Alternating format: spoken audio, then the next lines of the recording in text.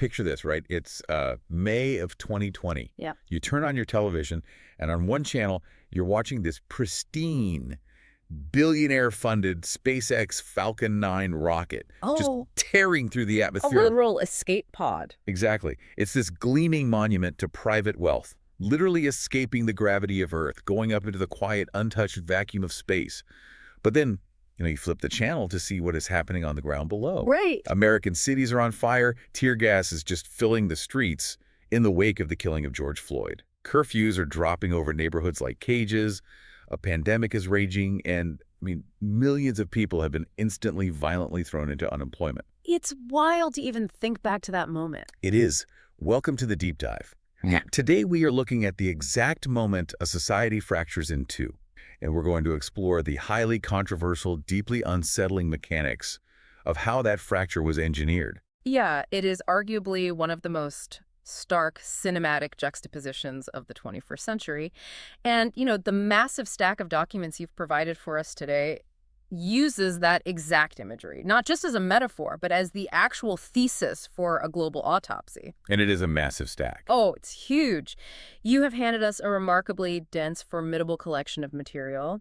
We are looking at comprehensive academic treatises on contemporary political philosophy, extensive and very data-heavy economic reports from Oxfam, and high-level foreign policy analyses mapping out geopolitical collapse. Right, and the mission of today's deep dive into all this source material is to synthesize this absolute mountain of information. We're trying to answer a highly provocative question that's resting at the dead center of these texts. And it's a heavy one. Yeah. We are exploring the argument of how the political establishment, specifically the interlocking machinery of both the Democratic and Republican parties, are, according to these authors, deliberately driving the world toward economic, democratic, and global ruin. Deliberately. That's the key word there. It is a heavy, structurally complex premise, and it demands that we look past, individual politicians and examine the actual load-bearing walls of modern governance. Okay, let's unpack this, but before we begin, I need to pause here. We need to be crystal clear with you, the listener. Very clear. The sources you've shared contain highly politically charged critiques of both left-wing and right-wing figures, policies, and philosophies. We are not taking any sides today, nor are we endorsing these viewpoints. Right. No endorsements. Our sole job is to act as your guides, impartially mapping out the arguments, facts, and ideas contained exactly within the original source material you provided. We're just here to read the blueprints you've handed us. And those blueprints, they reveal an architecture of systemic failure that spans decades. Yeah. When you view these sources as a single cohesive narrative, they don't just point fingers at one isolated historical event. They don't blame one single election cycle. It's much deeper than that. Exactly. Instead, they describe a massive interlocking mechanical system.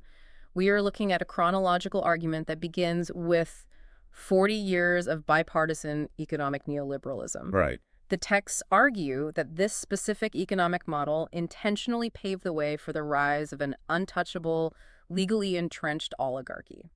Wow. And then that oligarchy, to protect its wealth from a suffering public, it relies on the weaponization of language, the militarization of the state, and the destruction of objective truth to maintain control. Just a complete dismantling of reality. Yeah. And ultimately, the authors argue, this internal domestic rot spills outward, resulting in a global Hobbesian state of anarchy. So we are essentially tracing the anatomy of a collapse here. We really are. And to understand the political chaos at the end of the timeline, the protests, the media wars, the geopolitical instability, we have to start at the bedrock. We have to follow the money. Always follow the money. Always. The texts are completely unambiguous about the fact that the current crisis was born in the financial architecture built over the last 40 years. The Oxfam reports you provided, they detail how modern U.S. inequality is not a glitch in the system. No, not at all. It's not an accident of globalization. It has been actively, meticulously shaped by deliberate policy choices. The authors point to a bipartisan embrace of what they actually term a savage form of neoliberal capitalism. Okay, we need to pause and define what the authors mean by neoliberalism in this context, because, it's a term that gets thrown around casually all the time. Constantly. People just use it to mean anything they don't like. Exactly, and it loses its mechanical meaning. But in these texts, neoliberalism isn't just a vague preference for free markets. It's described as a fundamental redesign of the economy around one core, unyielding philosophy. Which Just shareholder primacy. okay. This is the legal and cultural mandate Right. that a corporation's only true responsibility, its only metric for success or failure, is to maximize short-term profits for its shareholders, completely subordinating the welfare of its workers, the health of its local communities, or, the stability of the environment. So it's like an economic centrifuge. That's a good way to put it. When you remove all the friction, the regulations, the labor protections, the corporate tax burdens, and you spin the market faster and faster, all the mass, all the generated wealth is violently hurled up to the absolute top 0.1%. Yep. While the middle and working classes are just completely hollowed out in the center. And the texts are very clear that the politicians holding their hands on the dial of that centrifuge, they were wearing both red and blue ties. Yeah, that is the crux of the historical argument here. The authors really highlight that this wasn't a hostile takeover by one political faction. It was a joint venture. Bipartisan effort. Right. And one of the most striking examples the texts bring up to illustrate this bipartisan complicity involves the evolution of the social safety net culminating in the 1990s.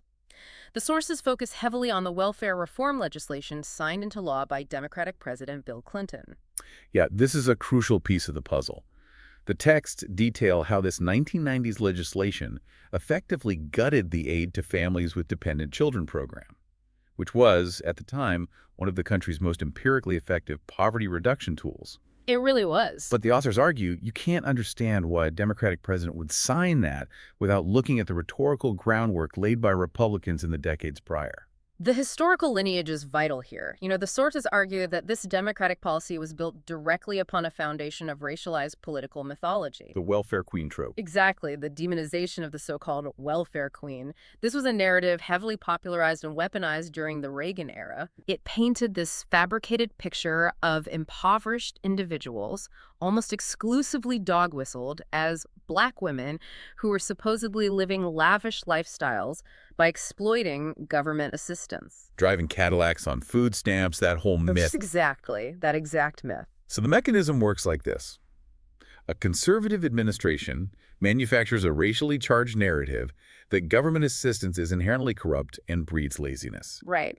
This narrative becomes so culturally dominant, so embedded in the electorate's psychology, that a subsequent liberal administration feels politically compelled to adopt the premise. They feel they have to win. Right, so they then pass legislation that severely restricts access to that aid, implementing strict work requirements and lifetime limits, fundamentally shredding the safety net. And the texts argue that this tag team effort achieved a singular goal. It disciplined the labor force. How so?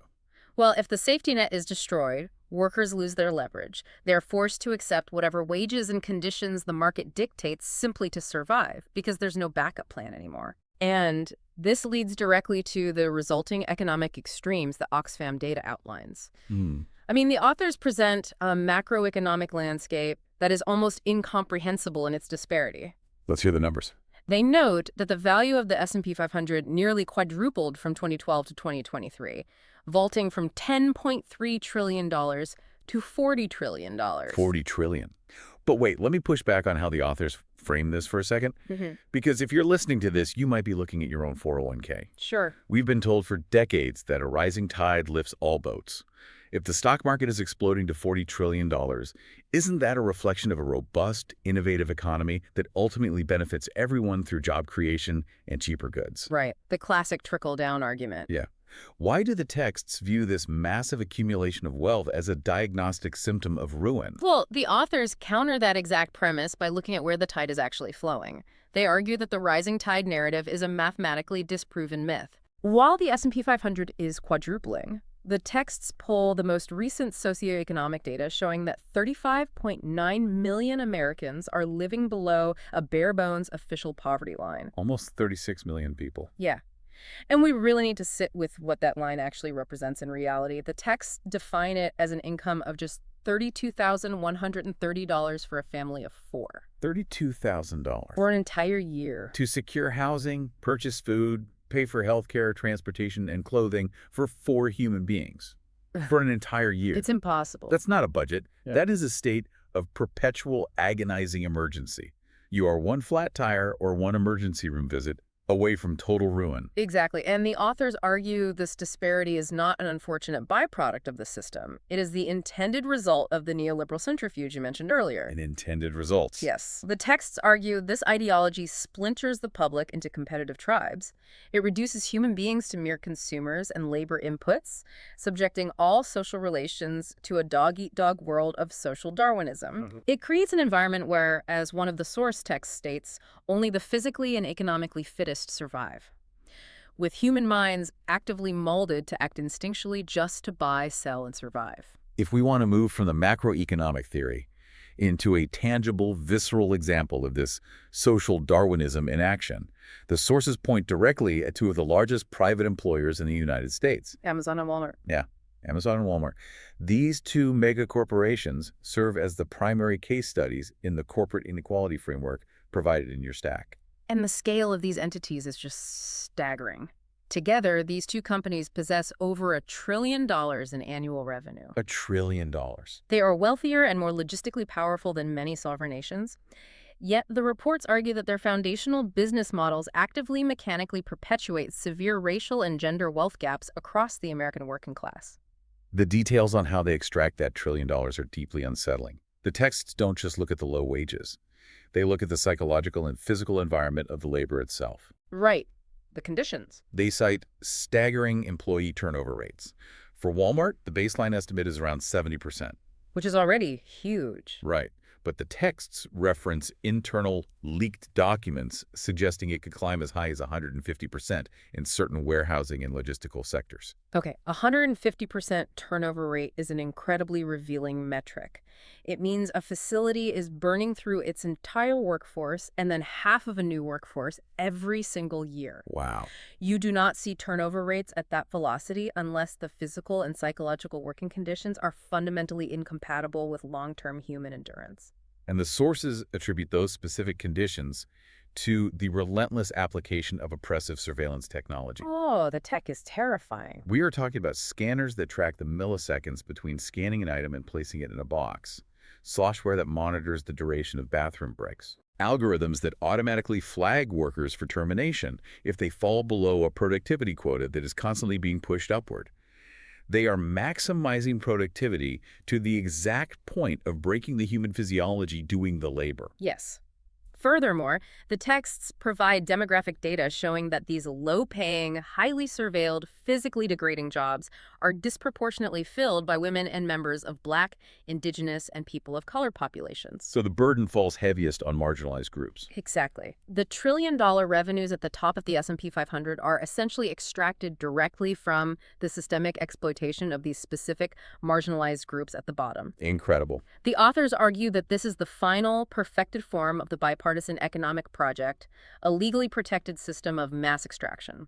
But here's the catch, and this transitions us into the next major thesis of the sources. If you have engineered a system that traps nearly 36 million people in poverty while generating $40 trillion for the elite, you have a massive political liability. Huge liability. You cannot legally hoard that much wealth in a functioning democracy unless you use that wealth to buy the lawmakers, rewrite the rules, and rig the system so fundamentally that the public cannot vote their way out of it. You have to rig the game. The economic engine of the 80s and 90s directly funded the political takeover of the 2020s. Yeah, we are moving from the creation of wealth to the weaponization of wealth. The 2026 Oxfam data you provided is incredibly precise in how it defines this new era. They explicitly use the term oligarchy. Oligarchy, that's a strong word. And they emphasize that this is not rhetorical hyperbole, it is a structural definition. They define oligarchy as the systemic ability of an ultra-wealthy elite to directly shape political decision-making, Right. drafting legislation that exclusively increases their own wealth and power, creating this inescapable feedback loop. Let's look at the sheer volume of capital fueling that feedback loop in the years 2024 and 2025. The data shows the world's billionaires surpassed 3,000 for the first time in history. 3,000. But the concentration at the very apex is what's truly alarming. The top 10 U.S. billionaires alone gained $698 billion in a single year. Wait, I just want to emphasize that. Almost $700 billion in new, untaxed wealth concentrated into the hands of just 10 individuals in 12 months. It's hard to even picture that much money. It is an accumulation of power that rivals the Gilded Age monopolies. And the sources argue that this immense financial leverage immediately translated into aggressive political action. The authors point to a staggering statistic here.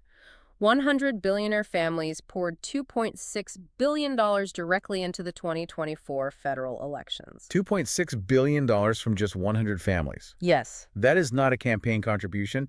That is a hostile takeover of the legislative branch. I mean, if I give a politician $10, I get an automated thank you email. Right, a bumper sticker if you're lucky. Exactly. If 100 families give $2.6 billion, they get to write the laws. And the texts point specifically to the legislative output of the second Trump administration starting in 2025 as the direct return on that investment. The centerpiece of this legislative return, according to the text, is what's referred to as the One Big Beautiful Bill Act, or OBBBA, passed in July of 2025. Okay. The Oxfam analysis of this legislation provides a brutal mathematical breakdown of how an oligarchy governs. They project that in 2027, this act will cut taxes for the top 0.1% of earners by an estimated $311,000 each. Just hold on that number for a second. A $311,000 tax cut. Per person in that bracket. That is roughly 10 times the total annual income of the impoverished families we were just talking about, handed back to the wealthiest fraction of a percent as a legislative bonus. Yes, but the authors emphasize that you must look at the other side of the legislative ledger to understand the sheer cruelty of the policy. How do they pay for it? Right. To offset the massive deficit created by these corporate and billionaire tax handouts, the legislation simultaneously slashes the foundational pillars of the social safety net and, astoundingly, actually raises taxes on households making under $15,000 a year. Wait, they raise taxes on people making under 15 grand. Yes. That is mathematically vindictive. You are raising the tax burden on people who don't even make enough to cover rent, to subsidize a six-figure tax break for billionaires. Yep. And the collateral damage to the safety net is catastrophic. The texts estimate the human cost with chilling precision. They project that the OBBA cuts to Medicaid will actively strip healthcare coverage from 10 million people. 10 million people lose their health care. Furthermore, the simultaneous cuts to SNFE, the Supplemental Nutrition Assistance Program, will systematically deprive 2.4 million people of basic food assistance. So you have a direct, legally sanctioned transfer of wealth and survival resources. You are quite literally taking medicine out of the cabinets of the sick and food out of the refrigerators of the poorest citizens to fund a $311,000 tax cut for the richest. That's what the data shows. It is an upward redistribution of wealth executed with surgical precision. And the authors argue the oligarchy doesn't stop at taxation and safety nets. It requires the structural dismantling of the government's ability to regulate capital altogether. The sources highlight the creation of the Department of Government Efficiency, or DOGE, spearheaded by Elon Musk. Which is an incredible irony. I mean, the world's richest man, whose companies rely heavily on government contracts and subsidies, placed in charge of an extra governmental department aimed at gutting the federal workforce. It's very intentional. The texts note that under this initiative, over 200,000 federal workers were targeted for termination. 200,000. But the crucial analytical point the authors make is who those specific workers were and what functions they performed. Okay, who were they? They argue this was never about fiscal responsibility or saving taxpayer money. It was a targeted strike aimed at crippling the very agencies meant to protect labor rights, enforce civil rights legislation, monitor environmental degradation, and regulate corporate monopolies. Yeah?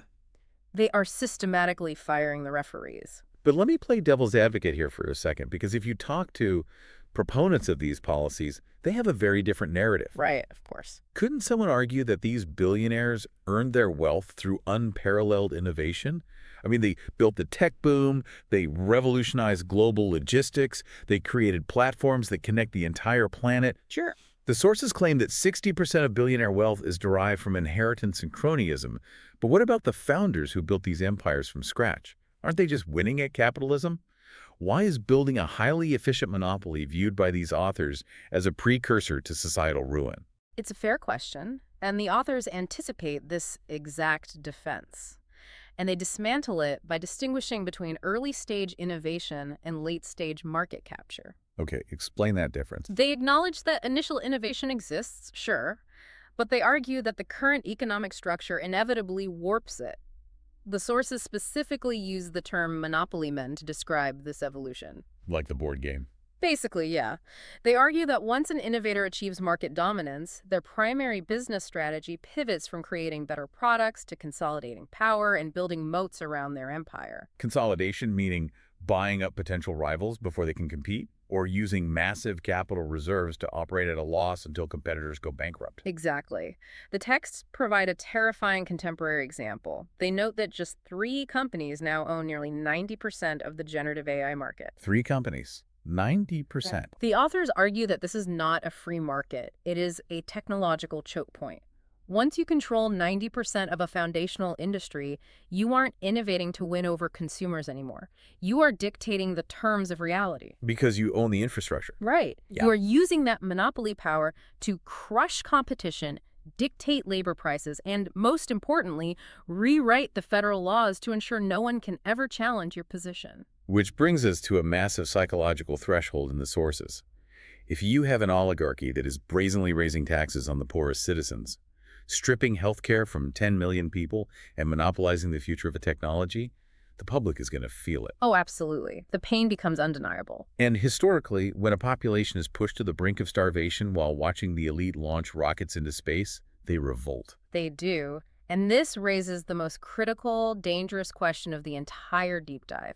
How does an entrenched oligarchy maintain its grip on power when its core policies are causing such widespread, visible, and unbearable misery to the general public? Right, because you cannot convince a starving person that they are full. No, you can't. But you can convince them that their neighbor is the one who stole their food. Exactly. You have to fundamentally change the political rhetoric. You have to manufacture an alternative reality that keeps the public terrified, divided, and violently fighting each other rather than looking up at the people holding all the capital. Misdirection. And this mechanism of mass distraction and misdirection leads us directly into the dense theoretical analysis provided by Brad Evans and Henry Giroux regarding the 14 deadly principles of what they term American fascism. Yes. The Evans and Giroux text is a profound, albeit remarkably dark, sociological analysis of modern political rhetoric and state-sanctioned violence. They argue that the economic hollowing out we just discussed created a vacuum of despair, and that vacuum is currently being filled by a uniquely American brand of authoritarianism. Let's go back to that jarring image we opened the show with. Yeah. Because Evans and Giroux use it as the visual anchor for their entire thesis. The rocket and the riots. Yes. The May 2020 launch of the SpaceX Falcon 9 rocket happening at the exact same moment the streets of American cities were burning during the George Floyd protests. The authors use this juxtaposition to illustrate a society that has lost all pretense of a shared social contract. The rocket launch represents a gilded elite that operates with total impunity, possessing so much wealth that they are literally plotting their escape from the terrestrial consequences of the economy they built. Right. Meanwhile, the burning cities below represent a population suffocating under the weight of state violence, pandemic lockdowns, and systemic racism. It is a society fractured into 2 entirely separate dimensions of existence. And the text then outlines 14 key principles detailing how the elite maintain control over those burning cities below. Now, we can't go through all 14 in granular detail today. No, we'd be here all week. But the authors highlight several core load-bearing pillars of this ideological architecture: the normalization of the emergency, the concept of human disposability, and the plague of historical amnesia. Let's examine the normalization of the emergency, because it is the primary psychological weapon of authoritarianism. How does that work? The authors point out that fascism thrives and, in fact, requires a state of perpetual existential crisis. If the public believes that everything is an immediate threat to their survival, a migrant invasion at the border, a wave of violent crime, a conspiracy of internal enemies, then the public becomes neurologically primed to surrender their civil liberties. They just want to feel safe. Exactly. They surrender their democratic norms and their empathy in exchange for the promise of security from a strongman. The text uses Trump's law and order rhetoric as a prime case study of how this emergency is manufactured and selectively applied.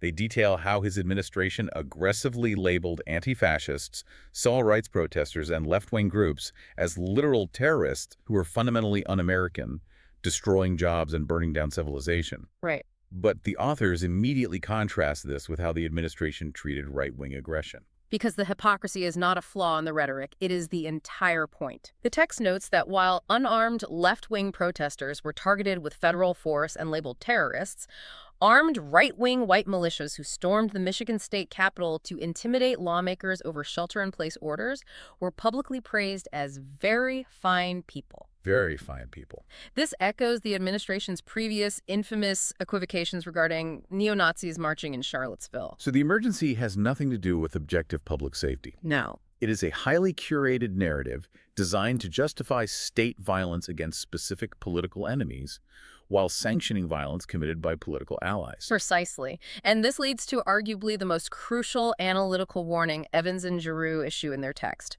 They argue that we must fundamentally change how we define the word fascism. Okay, in what way? They state that waiting for a literal concentration camp to open, or waiting for a dictator to appear in a 1930s military uniform before you are willing to identify a movement as fascistic, is a profound and dangerous flattening of history. I want to push back on this a bit because the word fascism is thrown around so casually on social media that it has almost lost its meaning. Oh, totally. If someone disagrees with a tax policy, they call it fascism. If we label American political movements as fascist, don't we risk cheapening the historical horror of the Holocaust or Mussolini's regime? It's a valid concern, and the authors address that exact hesitation. They argue that refusing to use the word acts as a form of historical apology. It provides cover for authoritarian movements. How so? The authors assert that the absolute end state of fascism is always mass suicide and ruination. If you wait until that end point, until the camps are built and the democratic institutions are completely dissolved to identify the threat, it is already much too late to stop it. Right, you can't wait for the final act. Exactly. Instead, they argue we must recognize fascism as a process. It is a mutating political virus that is parasitic on our everyday economic insecurities. And they tie this process directly back to the economic centrifuge we discussed earlier. They utilize Naomi Klein's concept of disaster capitalism. Yes. Disaster capitalism is the mechanical process where political leaders and corporate elites intentionally manufacture or ruthlessly exploit massive crises, like a pandemic, an economic crash, or a terrorist attack, To what end? to bypass democratic debate and push through highly unpopular authoritarian policies. They use the shock of the crisis to suspend civil liberties, deregulate industries, and, critically, militarize the domestic police force. The militarization aspect highlighted in the text is deeply chilling. They cite an op-ed published by Senator Tom Cotton during the 2020 protests. Yes, in the New York Times. Right, where he explicitly called for the United States military to be deployed onto American streets to provide an overwhelming show of force against domestic protesters. The authors argue this rhetoric fundamentally blurs the legal and moral line between war and peace. It treats citizens as enemies. Exactly. It treats American citizens exercising their First Amendment rights as enemy combatants on a foreign battlefield. And once you classify your own citizens or vulnerable migrants as enemy combatants, you trigger the next principle: human disposability. Human disposability. When populations are viewed as threats to the state rather than human beings possessing inherent rights, their lives lose all value in the eyes of the government. The text provides horrific, concrete examples of this disposability in action. Give us some of those examples. They point to the deployment of tear gas against women and children seeking legal asylum at the southern border. They point to the administration's brazen defense of Saudi Arabia's state-sponsored assassination and dismemberment of journalist Jamal Khashoggi. And that defense was explicitly tied to money, wasn't it? Yes, a defense explicitly justified by the administration citing the lucrative profits from weapons sales to the Saudi regime. Human life is explicitly subordinated to the profit margins of defense contractors. And the authors argue that the rhetoric that paves the way for this violence is highly calculated. When political leaders continuously refer to immigrants as rapists or use terms like pollutants or vermin to describe political opponents, it is not just crass political theater. No, it's not just shock value. It is language designed to systematically dehumanize. The authors argue this is the reemergence of a biological racialist worldview. It is a rhetoric that separates humanity into two distinct categories: the pure, who deserve protection and prosperity, and the impure, who are to blame for all societal decay and must be purged. Wow. It is the exact same rhetorical mechanism used by the Third Reich, merely updated and optimized for 21st century's social media algorithms. So, to synthesize this theory, Hmm. the sources argue that modern American fascism isn't arriving with a formalized declaration of war against democracy. It's a mutating virus. Plus. It weaponizes our very real economic anxieties caused by 40 years of neoliberalism. It wraps itself in the language of patriotism and law and order, and it turns the public sphere into a brutal cage match where empathy is viewed as a fatal weakness and cruelty is celebrated as strength. That is a highly accurate distillation of their argument. The process of fascism is the process of making cruelty acceptable. But again, we have to ask the mechanical question here. How does a society actually fall for this? It's the million-dollar question. How do you get millions of rational human beings to look at a billionaire oligarchy that just gave itself a $311,000 tax cut while simultaneously cutting their health care and food stamps, and convince those people that their real enemy is a desperate, impoverished family seeking asylum at the border? You are asking the fundamental question of mass psychology and propaganda, and the authors answer it by pointing to the plague of historical amnesia. Amnesia. You can only successfully sell these massive, contradictory lies if the public has completely lost its anchor to shared truth, shared history, and a shared reality. The virus of authoritarianism requires a very specific, carefully cultivated breeding ground to survive. Which is? The total systemic collapse of objective reality. Which means we have to look at how that reality was dismantled. You cannot sustain an oligarchy, and you cannot advance a fascist process if the press is successfully functioning as a democratic immune system, continuously identifying the lies and exposing the corruption. Right, the press is supposed to be the watchdog. Therefore, the immune system itself must be destroyed. This brings us to the analysis provided by Han-Fook Kwang regarding America's epistemological crisis and the ensuing media war. Han-Fook Kwang's piece, titled America at War with Itself, is a fascinating and highly critical autopsy of how the American media landscape fractured. He details exactly how the destruction of shared reality occurred, tracing the initial salvos of the war on truth back to the very first day of the Trump administration. He focuses heavily on the inauguration crowd size argument. He does. At the time, it felt like a petty narcissistic squabble over vanity, but the source argues it was actually foundational to everything that followed. The author views that moment not as vanity, but as a deliberate stress test for reality itself. The administration blatantly claimed their inauguration crowd was the largest in history, despite absolute, irrefutable photographic evidence to the contrary. We all saw the photos. Right. And when the press pointed to the photographs, the administration didn't back down. They coined the infamous, reality-bending term alternative facts. Alternative facts. It was a declaration that empirical evidence no longer mattered. And from that moment, the rhetoric directed at the press escalated with breathtaking speed. It was rapid. The media wasn't just accused of having a liberal bias. They were explicitly labeled the opposition party and declared by the president to be the most dishonest human beings on earth and the enemy of the people. But here is where Han-Fook Kwang's analysis gets truly nuanced and where we see the underlying theme of bipartisan complicity emerge once again. Okay, this is important. He doesn't just lay the blame for the epistemological collapse solely at the feet of the right-wing administration. He turns a highly critical, analytical eye on how the left-wing ecosystem and the mainstream media responded to this unprecedented attack. This is a deeply uncomfortable point for a lot of people to grapple with. Yes, it is. The source notes that in direct retaliation to the fire hose of right-wing misinformation, progressive and anti-Trump websites actively and deliberately increased their own production of fake news. They really did. They saw a propaganda war being waged, and they made the conscious decision to fight fire with fire. The text quotes the managing editor of the prominent fact-checking site Snopes, who noted a massive, measurable surge in fake news stories directed specifically at liberal audiences during this period. So it's happening on both sides. Exactly. The fringe left realized that outrage algorithms don't care about truth. They only care about engagement. But the author argues that even more damaging than the political fringes producing clickbait was what happened to the core, mainstream, legacy institutions of American journalism. We are talking about the structural, load-bearing walls of the media, places like CNN and the New York Times. Yes. The source argues that these legacy institutions found themselves facing an unprecedented existential threat.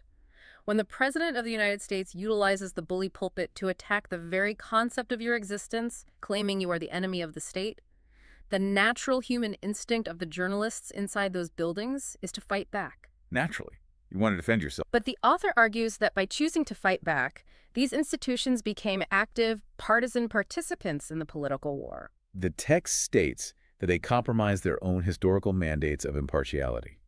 They fundamentally altered their news coverage, their story selection, their headline framing, and their editorial slant to constantly reflect their deep disinclination for Trump and his administration, They stopped being observers. and became combatants. Exactly. And the profound structural danger here is the absolute destruction of the gatekeeper function in a democracy. Think about the landscape the author is describing. The executive branch is aggressively peddling alternative facts. Right. The political fringes on both the left and the right are mass-producing algorithmic fake news. And the mainstream legacy media has abandoned its objective neutrality to join the partisan fray. In that environment, who is left to tell the American public what is actually true? The answer is no one. The public is simply left drowning in a chaotic, algorithmic ecosystem of hyper-partisan falsehoods. And the text provides a stunning quantitative data point to illustrate just how deeply the algorithms favored the fake reality over the truth.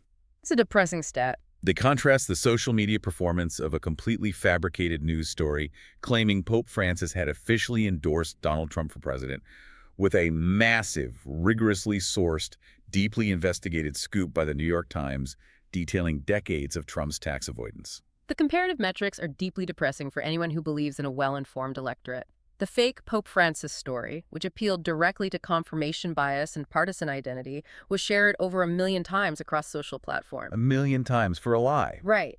And the groundbreaking factual investigative journalism piece about the taxes, which cost immense resources and time to produce, was shared fewer than 200,000 times. Wow. The fake news outperformed the truth by a factor of 5 to 1. Let me pause here and push back on the author's critique of the legacy media, because this involves a massive ethical dilemma. It does. If you are a journalist and the President of the United States is standing at a podium actively lying to the public and dismantling democratic norms, don't you have a moral obligation to fight back? If someone is burning down the house, isn't remaining neutral just a form of complicity? Don't they have to pick a side to defend democracy? That is the central, agonizing ethical debate of modern journalism. But Han Bakwang's conclusion is that choosing to fight back as a partisan actor is ultimately a fatal no-win situation. Growing no win. He argues that by abandoning their impartiality, the media betrays the very foundational values of fairness and objectivity that underpin their credibility in the first place. You essentially validate the bully's premise. By fighting them on their terms, you become exactly what they accuse you of being. Precisely. The author's point is that if you destroy your own institutional integrity in order to fight a bad faith actor, you make the broader, long-term battle against fake news impossible to win. You have proven the administration's core assertion. You are no longer a neutral referee. You are just another partisan player on the field, pushing your own agenda. And once the public believes the referees are corrupt, the game collapses. It completely collapses. And when a superpower's population reaches a point where they can't even agree on basic empirical facts at home, when they are living in entirely separate, algorithmically sealed epistemological universes, that internal rot inevitably spills outward. A nation that cannot govern its own reality cannot possibly maintain stability on the global stage. It's impossible. Which brings us to our final source and our final analysis. Dana W. Dresner's exploration of global anarchy and the Hobbesian world order. We transition here from domestic political theory to macro geopolitics. Dresner's piece looks at the terrifying international fallout of everything we've discussed so far, specifically projecting the geopolitical landscape during the first year of Trump's second term, spanning 2025 to 2026. And the picture he paints of the international stage is deeply grim. He focuses on the active breakdown of the post-1945 international order. Yeah. Let's establish what that order actually was, because it's easy to take for granted. Following the horrors of World War II, a fragile but globally accepted framework was established, embodied by institutions like the UN, built on the core bedrock norm that sovereign borders could no longer be redrawn by military force. It was an imperfect system, certainly, and the U.S. violated its own rules numerous times during the Cold War. But as a governing ideal, it provided decades of relative global stability. Right. Dresner argues that under the unconstrained, isolationist, and transactional presidency of Trump's second term, this foundational norm is being totally and brazenly eviscerated.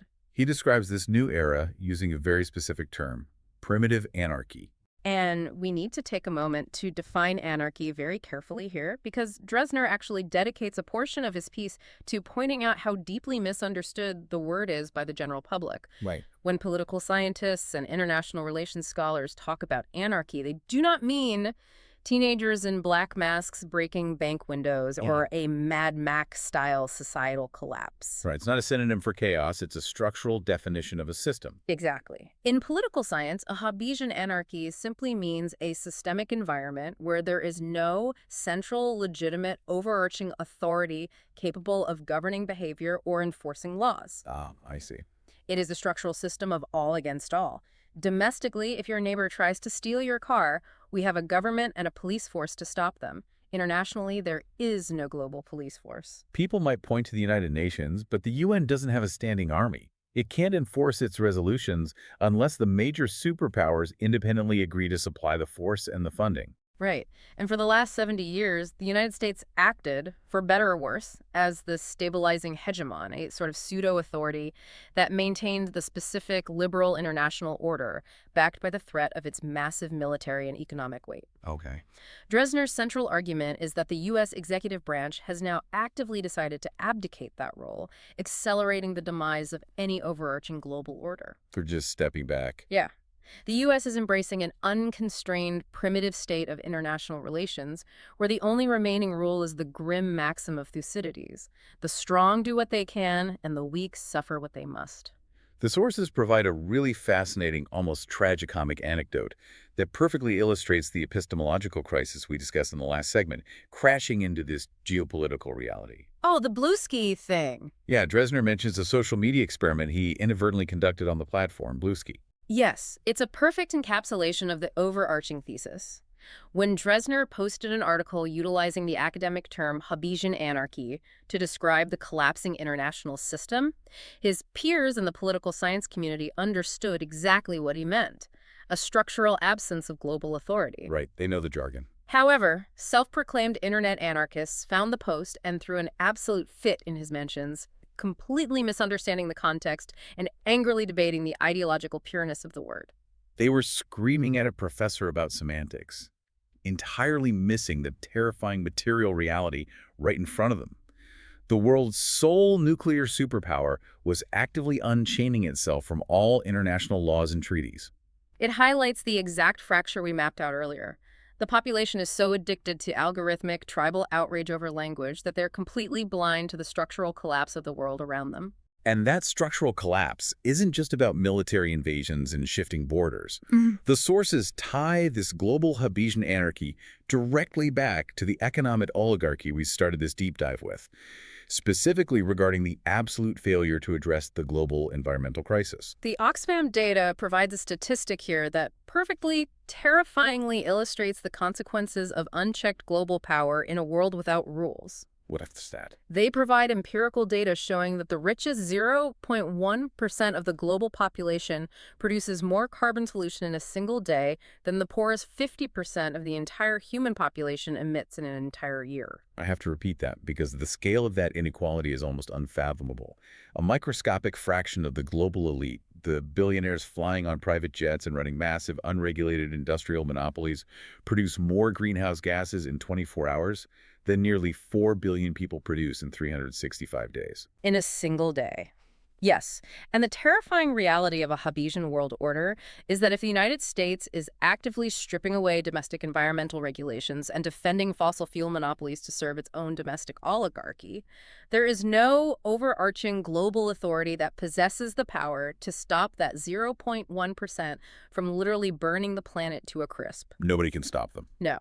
The UN can write all the climate accords it wants, but without a hegemon to enforce them, they are just paper. But let me challenge Dresner's premise here. If the U.S. decides to throw off the constraints of international treaties, start funding the UN, and just act purely in its own transactional self-interest, doesn't that theoretically make the U.S. stronger? You'd think so, but no. Why should the U.S. constrain itself to rules that other countries constantly try to cheat on anyway? Dresner argues that this is the ultimate fatal miscalculation of the current political establishment.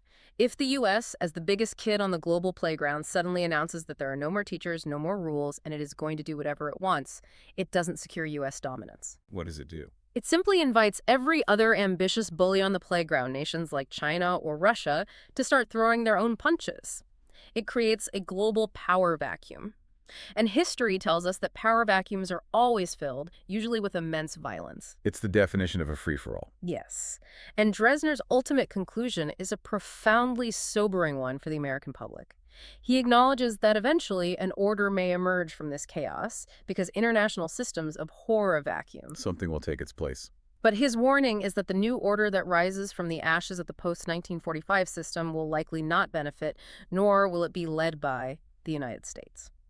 The bipartisan political choices that hollowed out the country internally, the inequality, the oligarchy, the destruction of truth, have ultimately catalyzed its permanent decline externally. Wow, okay. We have covered a truly massive, frankly, exhausting amount of ground today. Let's take a breath and recap the vast journey we just took through this dense stack of documents. We began by tracing the architecture of ruin back 40 years, looking at a bipartisan economic consensus driven by neoliberal policies, the shredding of the welfare state, and corporate social Darwinism that intentionally engineered staggering historic levels of domestic inequality. Right. We then explored how that 40-year wealth transfer birthed a modern, legally entrenched oligarchy in the 2020s. We saw how billion-dollar campaign investments allowed an ultra-wealthy elite to literally buy the legislative process, securing massive six-figure tax cuts for themselves, while simultaneously gutting the healthcare and food assistance of the most vulnerable citizens. We analyzed how this oligarchy defends its deeply unpopular policies by weaponizing mass psychology. We looked at the mechanics of modern fascism, not as a historical event, but as an ongoing process, one that normalizes manufactured emergencies, utilizes disaster capitalism, dehumanizes vulnerable populations, and employs state violence to suppress dissent. We mapped out how the success of that authoritarian process necessitated the absolute destruction of objective truth. We examined the epistemological crisis, where political leaders championed alternative facts, fringe algorithms rewarded fake news, and legacy media institutions fundamentally compromised their own impartiality, leaving the public trapped in a chaotic, algorithmic media war. And finally, we followed all of these converging vectors out onto the global stage. We saw how this internal bipartisan rot has resulted in the abdication of American global leadership, creating a terrifying, unconstrained Hobbesian free-for-all where the climate is devastated by a fraction of a percent of the elite, and the foundational rules of international stability are erased. It is an incredibly heavy, dark synthesis of material, but we want to remind you, the listener, exactly why analyzing these dense documents matters. This is not just abstract political science theory or academic doom scrolling. So, it's your daily life. The mechanisms we discussed today explain the reality you are forced to navigate right now. This synthesis explains the rising, crushing cost of your groceries, while corporate profits soar. It explains the toxic reality-warping polarization engineered into your social media feeds. Yeah. It explains the underlying perpetual anxiety of a world where the weather is becoming violent, and the geopolitical order feels like it is coming apart at the seams. It is the blueprint of your daily life. The sources successfully connect the massive macro-level policy choices made in closed rooms over the last 40 years directly to the micro-level reality of your everyday existence. And by doing so, they leave us facing a profound systemic dilemma. Yes, and we want to leave you with a final thought to mull over as you process all of this. A question that builds on a very brief, almost fleeting mention in the Evans and Giroux text regarding the necessity of a grassroots Great Awakening. If we accept the premise of these texts, that the destruction of the world, the historic economic inequality, the death of objective truth, and the descent into global anarchy are being driven by a deeply entrenched, legally sanctioned system of corporate monopolies and total bipartisan political complicity, is electoral politics even capable of fixing it? That's the real question, isn't it? If the architecture of ruin was built by both sides of the aisle, can you simply vote your way out of an oligarchy that functionally owns the voting process? Or does this precarious moment in human history demand a fundamental, radical reimagining of what a nation-state and a global economy are actually supposed to be in the 21st century? Thank you so much for providing such challenging, deeply illuminating, and world-shifting material for today's deep dive. We will leave you to chew on those questions, and we'll see you next time.